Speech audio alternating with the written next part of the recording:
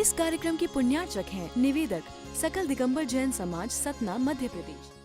ओम नमः सिद्धेभ्यः। ओम नमः सिद्धेभ्यः। ओम नमः सिद्धेभ्यः।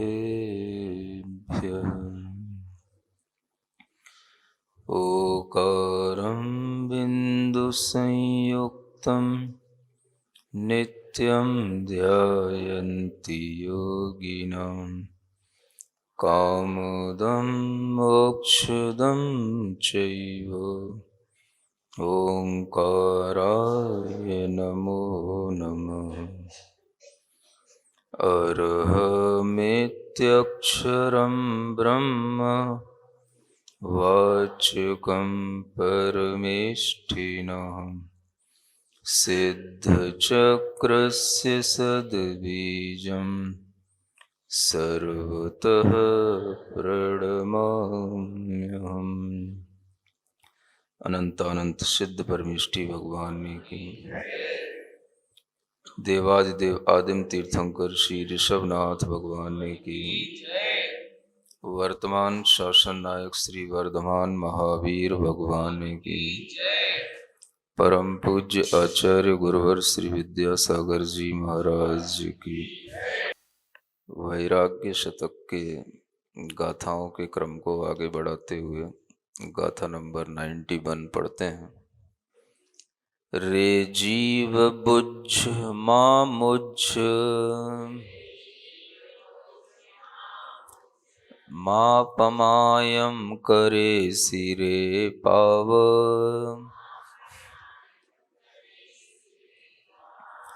किम पर लोए गुरु दुख भायणम हो हिसी अयाण।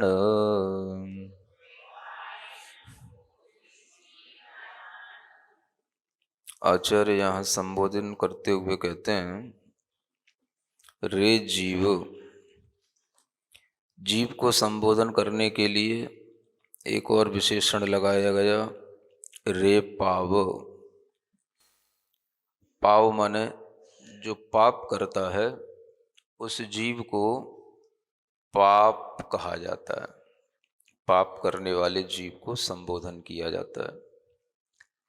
वैसे भी संबोधन की जरूरत पाप करने वाले जीव को ही होती है। जो पुण्य कर रहा है, धर्म कर रहा है, उसे कोई संबोधन की जरूरत है नहीं है। अब ये पुण्य करते हुए भी लोग और संबोधन चाहते हैं कि मुझे और संबोधन मिले, मुझे और उपदेश मिले। यह पुण्य करने वाले जीवों की एक अभिलाषा बन जाती है। संबोधन पाप करने वाले जीवों के लिए होते हैं और पाप करने वाले जीवों के लिए ये कहना पड़ता है कि रे जीव मां मुझ, तू मोह में गाफिल मत हो। अब यहाँ पर जब हम पाप की बात करते हैं तो आचार्य कहते हैं कि तू मोह मत कर, और जब हम पुण्य की बात करते हैं तो हमें यह समझ में आता है कि हम पुण्य भी करते रहें और मोह भी करते रहें।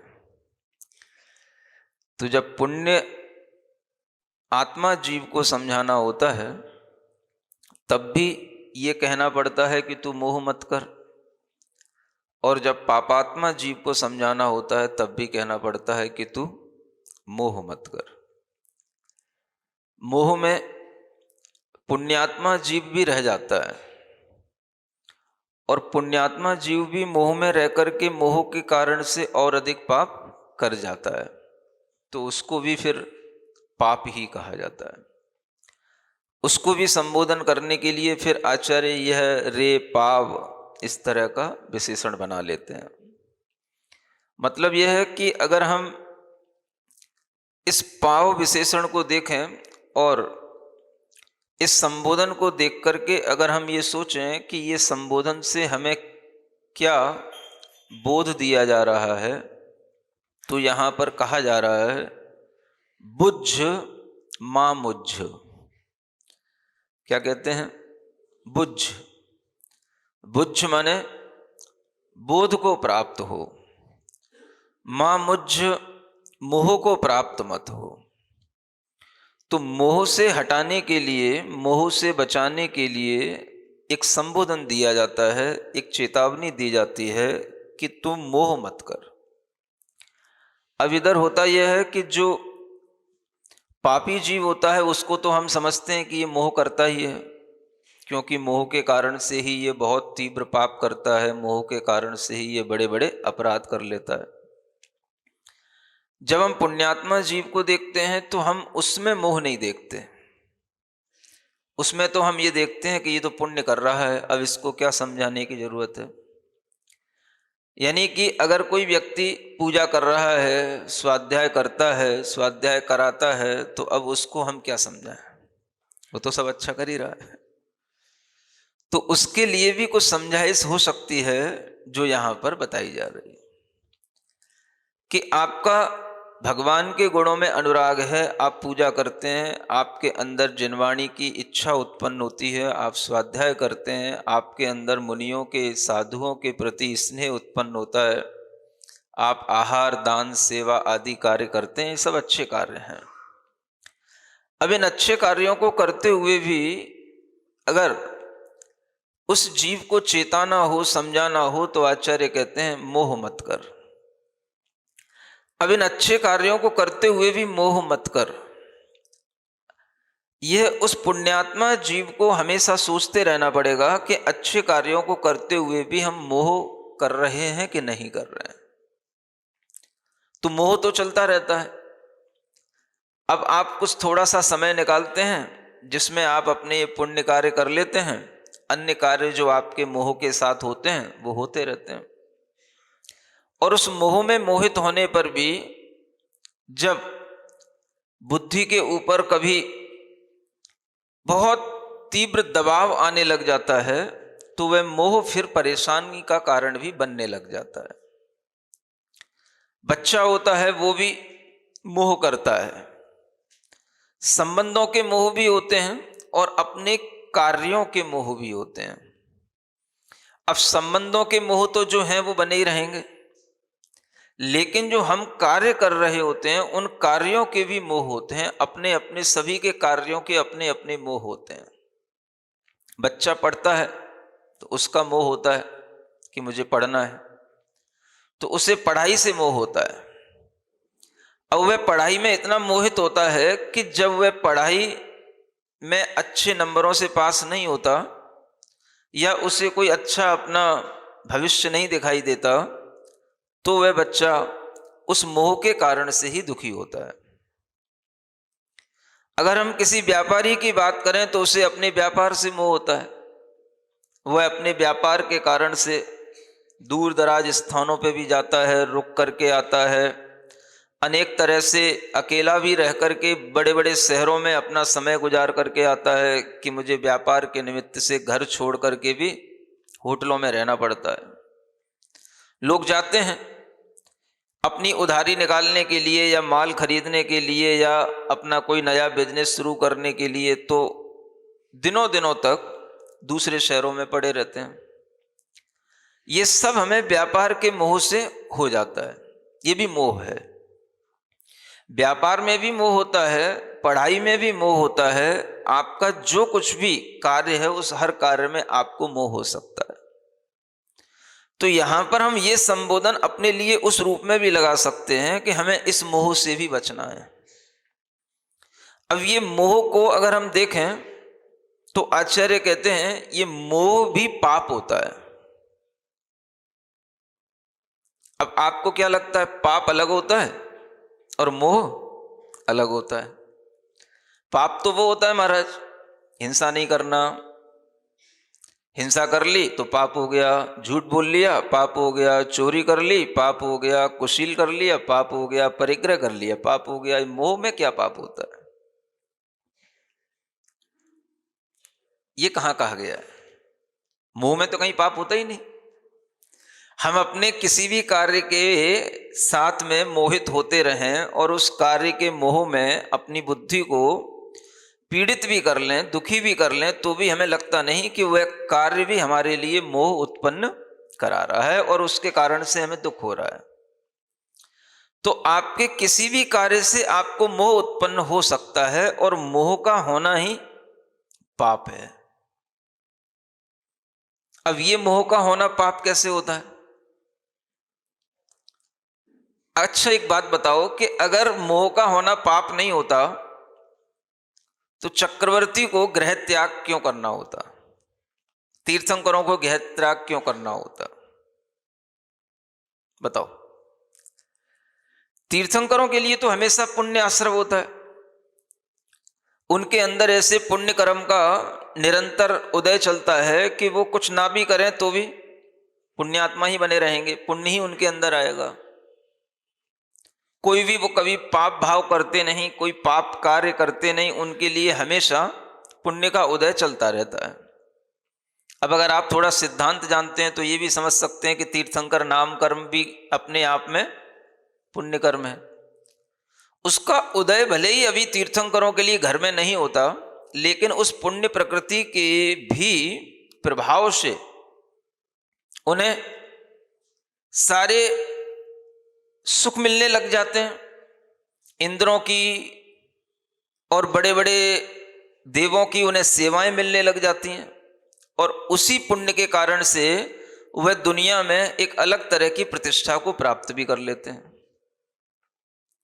अब उन्हें सब तरह की प्रतिष्ठा प्राप्त है, सब तरह का उन्हें पुण्य का योग प्राप्त है। अब उस पुण्य को भी प्राप्त करने के बाद में क्या उनके लिए यह संबोधन बनेगा, ये जो यहां कहा जा रहा है, रे जीव बुझ मां मुझ, मां पमायम करेसी, प्रमाद मत करो, रे पाव। ये जो विशेषण दिए जा रहे हैं ये किसके लिए हैं?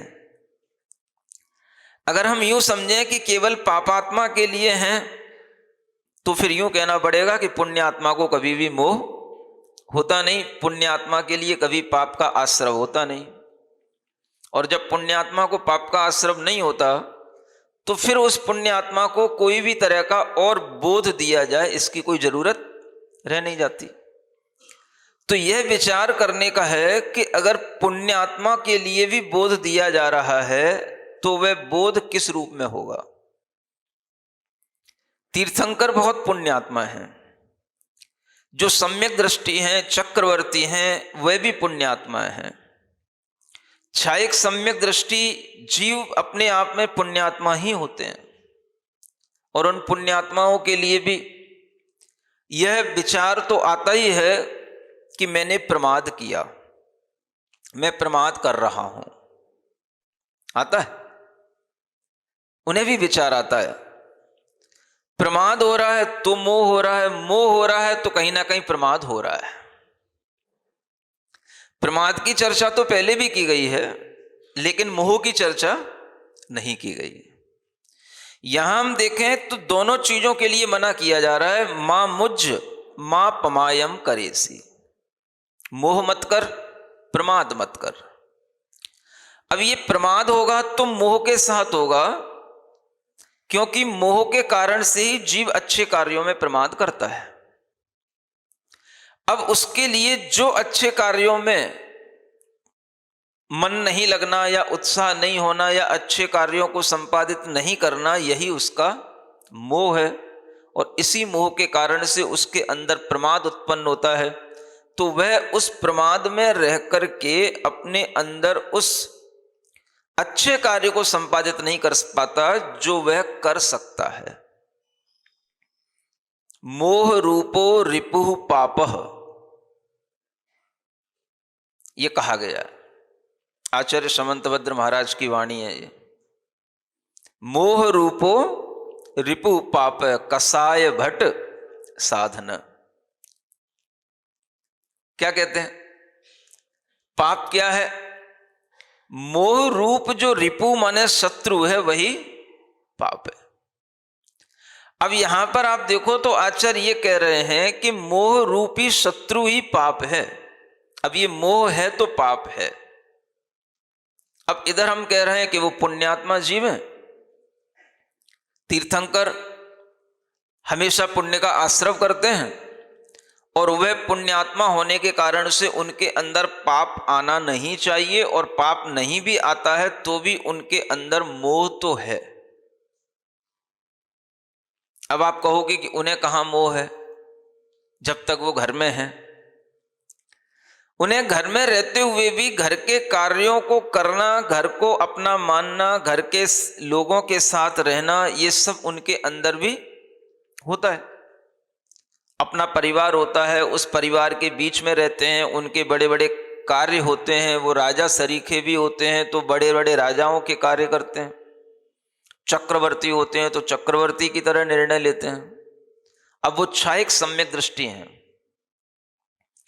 क्षायक सम्यक दृष्टि मतलब जिनके लिए उल्टी बुद्धि कभी होनी नहीं, मिथ्या बुद्धि जिनके अंदर आनी नहीं, क्योंकि मिथ्या बुद्धि आती है मिथ्यात्व के माध्यम से, मिथ्या दर्शन के माध्यम से, और वह मिथ्या दर्शन उनके अंदर है नहीं, मिथ्या बुद्धि उनके साथ में है नहीं। अब जब मिथ्या ज्ञान उनके पास है नहीं, तीर्थंकर हैं, पुण्यवान आत्मा हैं, हर कोई उनके पुण्य को सराह रहा है और उन्हें खुद भी महसूस हो रहा है कि देखो ये कैसा पुण्य है। गर्भ में आने से पहले देवों की सेवा होने लग जाती है, देवियों की सेवा होने लग जाती है, गर्भ में आने के बाद सेवा होती है, जन्म लेने के बाद सेवा होती है, और जन्म के उपरांत भी अलौकिक अलौकिक कार्य होते रहते हैं जो सामान्य मनुष्यों के साथ में होते नहीं हैं। अब इस तरह का विचार तो उनको भी आता होगा, और वो भी अपने मन में विचार करते होंगे कि ये हमारे साथ क्या हो रहा है। करते तो होंगे। जब किसी बच्चे को जरूरत से ज्यादा खिलाया जाए, जरूरत से ज्यादा लाड़ किया जाए, जरूरत से ज्यादा उसे अच्छी बहुमूल्य वस्तुएं दी जाएं, जरूरत से ज्यादा उसका आदर सम्मान किया जाए, और वह जान रहा है कि ऐसा आदर सम्मान हर किसी का होता नहीं है, क्योंकि ये देव लोगों के द्वारा किया जाने वाला सम्मान है, और देव लोग हर किसी का सम्मान करते नहीं है, तो उसे भी पता होता है कि ये सम्मान किसका हो रहा है, हमारा हो रहा है। अब उन्हें उस सम्मान में अच्छा तो लगता ही होगा, नहीं लगता होगा? ये जो सम्मान में अच्छा लगना, इसको कहते हैं गारव। क्या बोलते हैं? हाँ, ये जो भीतर से अच्छा लगना, जो अच्छा हो रहा है, सब अच्छा चल रहा है, ये जो भीतर से एक फीलिंग आती है, इसी का नाम शास्त्रों में गारव कहा गया। गारव ये भीतर से थोड़ा सा क्या करता है, एक गुरुता का भाव लाता है, थोड़ा सा आदमी को भारी बना देता है, तो आदमी के अंदर एक सम्मान का भाव आ जाता है। आदमी अपने अंदर महसूस करता है कि हाँ, हम भी कुछ हैं। ये जो भाव आता है, इस भाव में गारव की अनुभूति होती है। ये भी एक मोह है। आपसे कह रहा हूं कि अगर आपका शरीर स्वस्थ होगा तो आपको स्वस्थ शरीर से भी मोह हो जाएगा, और आपका शरीर रुग्ण है तो आपको रुग्ण शरीर से भी मोह हो जाएगा। जब रुग्ण शरीर से मोह हो रहा है तो रो रहे हैं, रोगी शरीर है, रोग से मोह हो रहा है तो रो रहे हैं। क्यों रो रहे हैं? क्योंकि मेरा शरीर है, रोगी हो गया है, ठीक होना चाहिए, स्वस्थ होना चाहिए, तो रोग के कारण से भी मोह हो रहा है। और जब निरोग हो गए, स्वस्थ हो गए, फिर देखो चाल ढाल कैसी हो जाती है। तो वो भी मोह के कारण से होता है। सूट बूट पहन के निकलो, बढ़िया गर्म कपड़े पहन करके निकलो, शूज और सब टाई लगा करके निकलो, फिर देखो आदमी को कैसा लगता है। अच्छी बाइक दे दो, फिर देखो पीछे किसी को और बिठा दो, फिर देखो क्या स्पीड आती है गाड़ी में। तो ये सब किससे हो रहा है? ये मोह नहीं होता। हम ये समझते हैं कि जो हिंसा कर रहा है, झूठ बोल रहा है, पाप कर रहा है, उसके लिए संबोधन है, वो मोह कर रहा है। और पुण्यात्मा जीव मोह नहीं कर रहा, उसके भी मोह हैं, उसके भी मोह के तरीके हैं, वह मोह कर रहा है, मोह के कारण से ही वह इन सब चीजों में आनंद ले रहा है। चक्रवर्ती होगा, बड़े बड़े रथों पर बैठ करके निकलेगा, आगे पीछे घोड़ों की सेनाएं होंगी, हाथियों की सेनाएं होंगी, पैदल चलने वाले पथिकों की सेनाएं होंगी, न जाने कितने कितने उसके पीछे जुलूस चलते हैं। बस घर से बाहर कदम रखे नहीं कि कभी भी जमीन तो टच होती ही नहीं है। अब हम ऐसे पुण्यात्मा के अंदर भी कभी कह सकेंगे कि ये मोह हो रहा है? इसके लिए भी क्या ये संबोधन हो सकता है? मोह मत कर, प्रमाद मत कर, रे जीव बुझ बुझ, जागृत हो, जागृत हो। बुझ माने जागृत हो, बोध को प्राप्त हो। जो तेरा मन प्रमाद में डूब जाता है, तेरा मन जो मोह में गाफिल हो जाता है, उससे मन को हटा। हर किसी चीज में जो तेरे सामने आती है तू उसी में मोह करने लग जाता है। जो कुछ भी तेरे पास रखा होता है तू उसी में मोह करने लग जाता है। जिस किसी भी चीज को तू अपना कह देता है तो उसी में मोह करने लग जाता है। जो कोई भी चीज तेरे निकट आ गई वह तेरी हो गई, तू उसी को अपना मानने लग जाता है, तो उसी में मोह करने लग जाता है। कोई भी चीज, चाहे वो चेतन हो, अचेतन हो, आदमी हो, औरत हो, कोई पदार्थ हो, कोई भी चीज हो जो निकट में आए, अपने पास में वो कोई चीज रहे, तो उसी में उसका मोह होने लग जाता है। और मोह का मतलब बस ये मेरा है, ये मेरा है। जब ये मेरा है इस तरह का विचार आएगा तो ये मोह हो गया। और इस मोह को आचार्य कहते हैं ये रिपु है। रिपु माने शत्रु है, क्योंकि यह भी एक पाप है। मोह रूपो रिपु पाप, कसाय भट्ट साधन। कसाय के जो भट्ट होते हैं, योद्धा होते हैं, ये इसको और साधन के रूप में इसके साथ रहते हैं। सेना होती है, राजा होता है, तो राजा को बल मिलता है सेना से, और सेना को बल मिलता है राजा से। सेना सुशोभित होती है राजा से, राजा को बल मिलता है सेना से। तो ये मोह एक राजा है, कसाय इसकी साधन है, सेना है। इन्हीं साधनों के कारण से ये मोह बढ़ता है, मोह को वह बढ़ा लेता है। तो जब भी मोह बढ़ेगा कसाय बढ़ेगी। यूं कहें कि कसाय बढ़ाने पर आदमी के अंदर मोह बढ़ जाता है, और वह मोह उसके लिए पाप बंध का कारण हो जाता है। तो यह भी प्रक्रिया भीतर चलती रहती है। आप अपने पुण्य के उदय में अगर मोहित हो रहे हैं तो पुण्य के उदय में भी आप पाप कर रहे हैं। समझ पा रहे हैं क्या निष्कर्ष निकल रहा है इतना गणित बताने का? अगर हम अपने पुण्य के उदय में भी मोहित हो रहे हैं तो वह पुण्य का उदय भी चल रहा है और पाप का बंध भी चल रहा है, क्योंकि वह मोह आपको पर वस्तु के साथ में जोड़ करके उससे अपना अपनापन बना करके आपके अंदर वह पाप का आश्रव करा रहा है। तो उस जीव के लिए भी वह संबोधन देना होता है कि यह भी मोह है, इसको भी छोड़। अगर ये मोह नहीं होता, अगर ये पाप नहीं होता, तो तीर्थंकर क्यों त्यागे? क्यों त्यागे? पुण्य के उदय में सब अच्छा चल रहा था, अचानक से उन्हें क्या स्मरण हुआ? अचानक से उन्हें क्या याद आ गया कि उनकी बुद्धि एकदम से पलटी खा गई। ये मैं क्या कर रहा हूं, ये मैं कहां बैठा हूं, ये मैंने कितना समय राजपाट में निकाल दिया, ये मैं कहां मोह में पड़ा हुआ हूं, मैंने प्रमाद में गाफिल होकर के कितना समय कितनी उम्र अपनी व्यर्थ कर दी। ये सब तो संसारी जीवों के काम हैं, मैं परमार्थ से अपनी आत्मा का कल्याण करता, मैं ये कहाँ पड़ा हुआ हूं। ये विचार उनके अंदर कभी आता है कि नहीं आता? बताओ कब आता है? आता है कभी? कब आता है बताओ?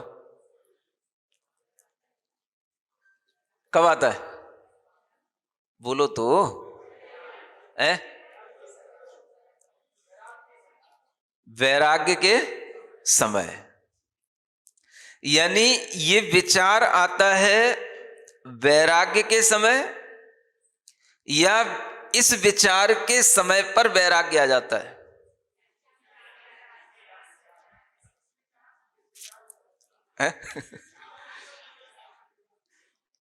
ये विचार का जो समय आए, इस विचार का जैसे ही उनके लिए योग्यता बने, ये विचार जैसे ही बने, उन्हें वैराग्य आ जाता है।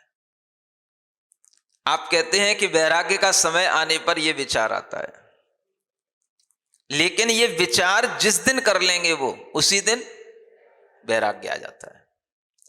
यानी यह विचार करना ही बुझ बोध को प्राप्त होना है, यह विचार करना ही अपने आत्मा को उपलब्ध होना है। इसलिए ऐसे आत्माओं के लिए एक टाइटल लगा जाता है, आत्मवान। क्या कहते हैं इनको? आत्मवान। ये आत्मवान क्यों हो गए? पहले भी तो आत्मा ही थे, लेकिन ये आत्मवान नहीं थे। अब आत्मा है तो आत्मवान क्या होगा? धन है तो धनवान क्या होगा? धन है तो धनवान कब होगा? जब वह धन से अपने आप को जोड़ेगा। ये धन मेरा है, इस भाव के साथ में वो अपने आप को जब उस धन से जोड़ लेगा तो वो कहलाएगा धनवान। ऐसे ही मैं आत्मा हूं, जब वो अपने आप को इस आत्मा के भाव से जोड़ लेगा, मैं तो आत्मा हूं, तो वो कहलाएगा आत्मवान। और जब ये भाव नहीं आता कि मैं आत्मा हूं, मैं एक राजा हूं, मैं तीर्थंकर हूं, मैं बहुत पुण्यवान हूं, मैं बहुत ही सुंदर हूं, मैं बहुत ही श्रेष्ठ व्यक्ति हूं, ये सब भाव जब तक आ रहे हैं तब तक ये आत्मवान नहीं है, ये मोहवान है। कौन है? हाँ। तो मोहवान और आत्मवान, ये दोनों चीजें साथ नहीं चलती, ये एक दूसरे के विपरीत हैं। संसार में हर प्राणी इन दोनों चीजों को साथ में लेकर के चलने की कोशिश करता है। हर दर्शन में, हर धर्म में, हर संप्रदाय में ये व्यवस्था बनाई गई है, भैया अपने कर्तव्यों को करो, अपने घर में रहो, और ये भी बोध प्राप्त करते रहो जो हमें शास्त्रों में दिया गया है, और तरह तरह के हमें इन पवित्र ग्रंथों में जो ज्ञान दिया गया है, इस ज्ञान के साथ भी जीते रहो। तो आदमी अपने अंदर वह ज्ञान भी प्राप्त करता रहता है और उसके साथ में, उस मोह के साथ में जीता भी रहता है, और दोनों तरह से चल करके वह अपना जीवन निकाल लेता है। भगवान की कृपा से हमारा जीवन बहुत अच्छा चल रहा है, ज्ञान भी मिल रहा है, सत्संगति भी मिल रही है, अच्छे काम भी बन रहे हैं, अपना घर परिवार भी अच्छा चल रहा है, एवरीथिंग इज वेल मैनेज्ड। तो ऐसे आदमी के लिए बड़ा सुकून रहता है जिंदगी जीने का, और उसे अच्छा लगता है। अब जैसे ही जैन धर्म सामने आता है, ये जैन धर्म हर चीज को काटता चला जाता है, हर चीज की परतें उधेड़ते चला जाता है, हर चीज की डेप्थ में घुसता चला जाता है। ये जैन धर्म हर आदमी के अंदर के भावों को ऐसे काटता तोड़ता चला जाता है कि उसके अंदर उसे हिला देता है बिल्कुल। ये कौन सा धर्म? ये जैन धर्म ही है बस। बाकी सब धर्म में मजे करो, अच्छे से रहो, अच्छा घर बना लो, अच्छी जिंदगी जियो, अच्छा पैसा कमाओ, बस ठीक है। किसी दूसरे का बुरा मत करो, कभी किसी के साथ अन्याय मत करो, कुछ ना करो, अच्छी जिंदगी जियो, ये करते रहो। तो हर धर्म इसको अच्छा कहता है और हर धर्म यहीं पे समाप्त हो जाता है। बस इतना ही अच्छा जीवन है, सत्य के साथ जियो, प्रेम के साथ जियो, सबके साथ हिल मिल करके रहो, किसी की बुराई मत करो, किसी की निंदा मत करो, किसी का बुरा मत सोचो, बस इससे अच्छा जीवन और क्या होगा।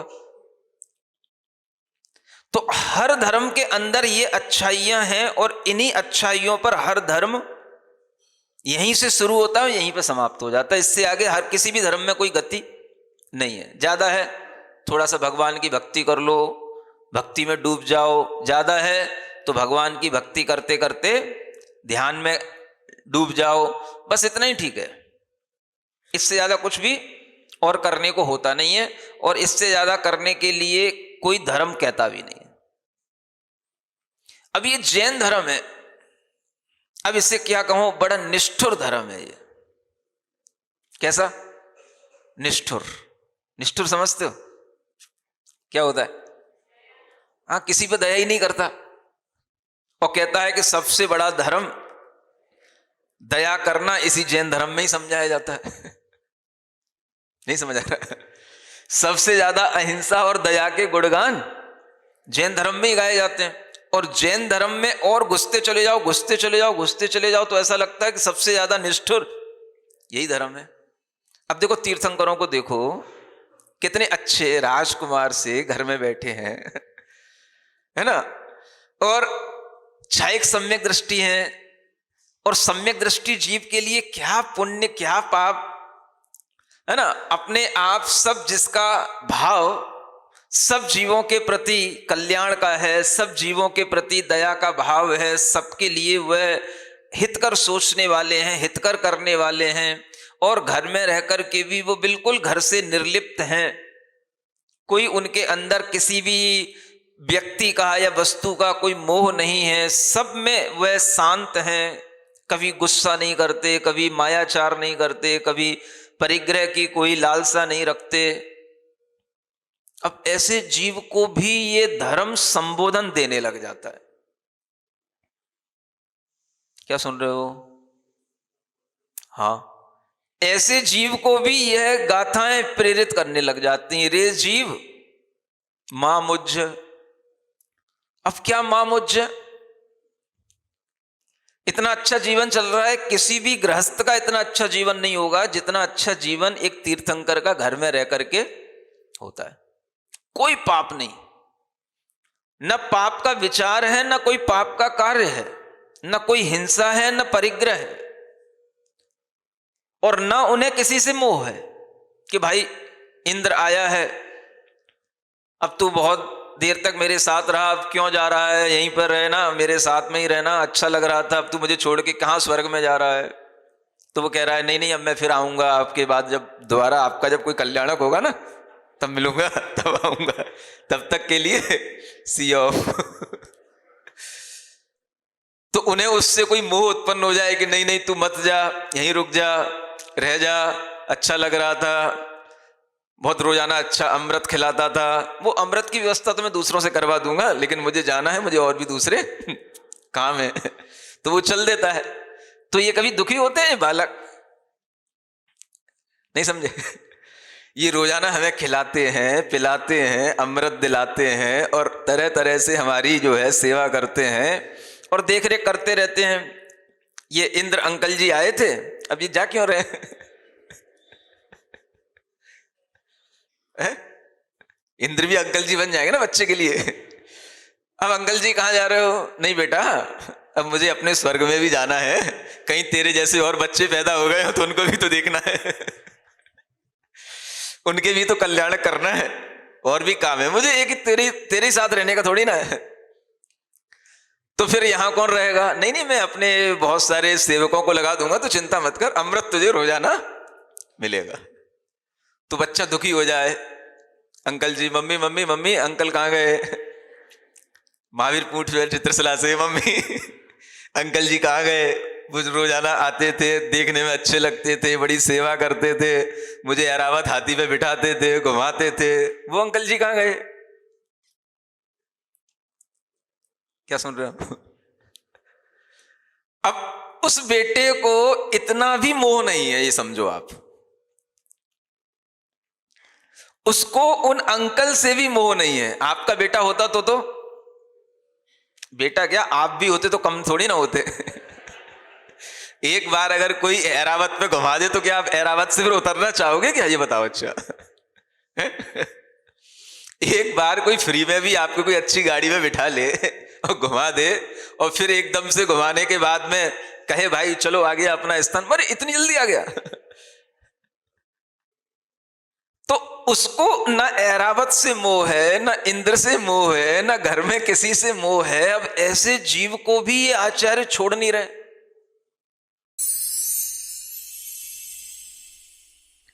सिरिजिण वाणी जग कल्याणी जग जन मदतम मोहरी जणमण हारी गढ़हर हारी जम जरा भव रोग हरि तिथ्य राणम दिव्य झुणिम जो पड़ई सुणई मय्ये धारई राणम सौख मणंतम धर्य सासद मोक्ष पदम पावई सासद मोक्ष पदम पावई।